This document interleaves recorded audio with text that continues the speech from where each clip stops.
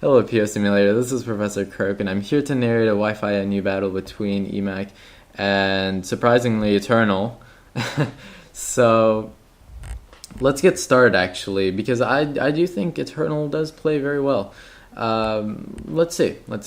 So emac is using Sand, so we can see that this is actually a very old battle because PONU, Sand is banned now, and so is Quagsire, that's on emac's team.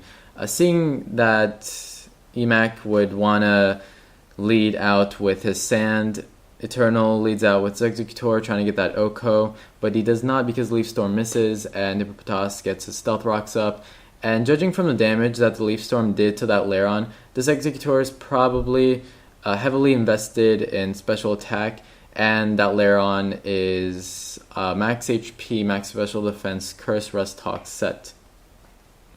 So now Eternal brings in his Samurott to scare off the Lairon. Now Samurott could be two viable sets, the physical set or the special set, and we do see that it is a special set which gets walled by Credilli, and Credilli not having Storm Drain shows us that he might be the curse set or he might be not. It's very early in the battle to figure that out, and Rock Slide just does not do enough to pincer, and he forces the switch, and predicting emac to switch, Eternal goes and sets up his rocks, which is going to be pretty beneficial because there's actually going to be a lot of switching. However, the only Pokemon that's really weak to Stealth Rocks is on Eternal's side, being Pinsir. Credilli is going to come in. Credilli is actually a special mixed Credilli. What is this? Exactly. What? emac? Giga Drain? I was expecting Seed Bomb or maybe Curse, but it's a mixed Credilli, apparently.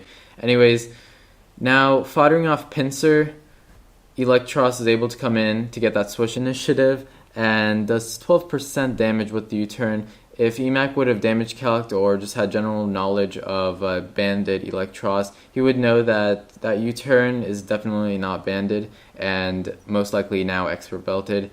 And now Eternal's just firing off Leaf Storms, which gets weakened every turn, and that's exactly what emac wants because he actually does not have anything to take those Leaf Storms.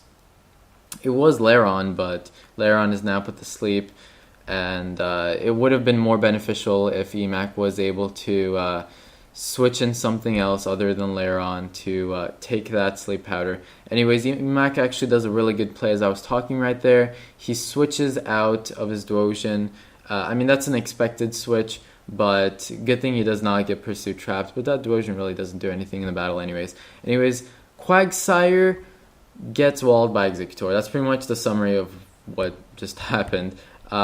He can't really do anything, emac, with his Quagsire because, Executor completely walls it, and actually we do see that the opponent's emac's Executor is actually the Novelty Wish passing set, which I've actually never seen, and this allows Credilli to be able to get a hit, or in this case now a Toxic, off on the Electros, which is actually not going to matter that much because we see Eternal's Electros being just letting Eternal's team be more volatile with the switch initiatives and just kind of scouting out, but anyways, now Eternal does bring in his Emboar, which scares the Credilli off with the superpower, and the superpower does 42% to Quagsire. Now, if this was a banded Emboar, this Quagsire would not be alive right now. However, it is a Scarfed Emboar. As we can see, the superpower does 42%. He's just not going to go for the superpower again because, one, it wouldn't kill, and even if the attack drop wasn't there, it still wouldn't kill. So we can tell from that it is a Scarfed Emboar with max attack. Anyways, Quagsire recovers. Honestly, there's no use for Quagsire other than for walling Emboar. Now, all it is now is that Executor is going to fire off Psychics just to get some special defense drops on the Credilli, which isn't going to happen, unfortunately.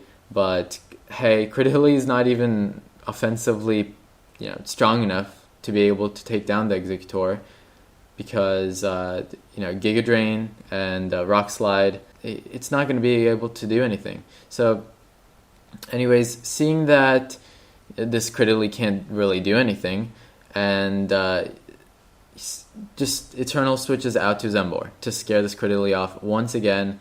And now emac switches in his Quagsire. Now Quagsire does not want to take a Grass Knot, but emac just does not care at this point, because he sees that Quagsire really doesn't do that much work, and Eternal predicts him to switch into Executor, but emac does not switch. So that's one down. I guess now he can, bring in his Credilli more safely, because no more Ice Beam from Samurott, but now Emboar also counters this Credilli. So what the feel I get from Eternal's team is it's a very volatile anti-Sand team, which seems very useful in the ladder. And I've seen him peak up high in the ladder as well, while Sand was still prominent and unbanned in NU. Anyways, that was actually a notable move. Eternal predicted the Executor switch and went for the Flare Blitz, but from this point on, the battle is just going to crumble, because Eternal shows that he is the Expert Belt set and goes for the Grass Knot on the Quagsire, which is going to take him out. emac did not expect that, although if he played more carefully, I guess this was a ladder match, or it was just not a serious match, although I did see Eternal participating in the PO World Cup and leaning more to NU. He was just using an anti-Sand team. So I would say that this is an anti-meta team, metagame team. And he played very well. He really did. I would say that Executor was very useful in this situation, and it's one of the reasons why people said that Executor was overpowered, was because it completely just countered Sand teams. Other than Skuntank, I remember being trapped with Skuntank with Executor. His team is just way too defensive. He just did not have that offensive capability to be able to take out any of Eternal's Pokemon. I thought Eternal had a great synergy with his team building.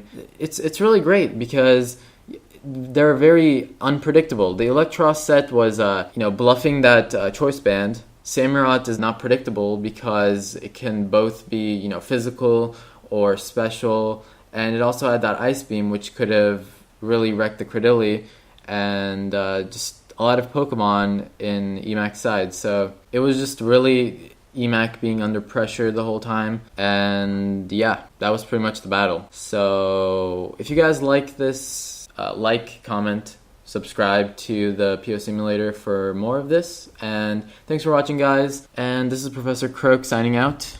Peace.